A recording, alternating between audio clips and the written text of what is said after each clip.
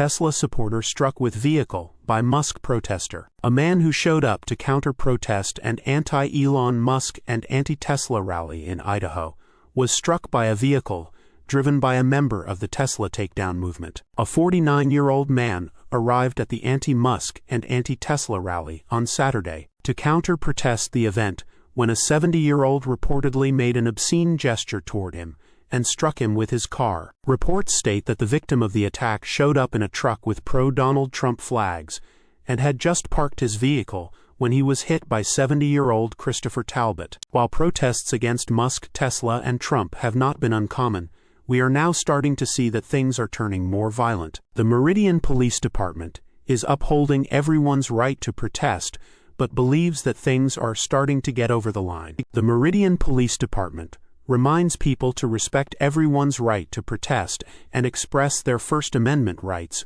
without resorting to violence. Some media reports seem to be blaming Musk and Tesla for Talbot's actions, stating that Musk has taken on a prominent and divisive role in President Donald Trump's second administration, as ABC News said. However, pro-Trump and pro-Musk protesters have just as much of a right to speak out against the Tesla Takedown movement, especially considering many of the actions the administration and Musk have taken in recent months are blown out of proportion or are mislabeled and dramatized by mainstream media. It is important to note that this is not the first time this has happened, and it was a Tesla driver who performed this same kind of unacceptable behavior in a previous instance. There is no justification for this kind of action, and it is now up to law enforcement to get things under control before more events like this happen. Tesla owners are growing tired of being victims to various instances of violence and vandalism against their cars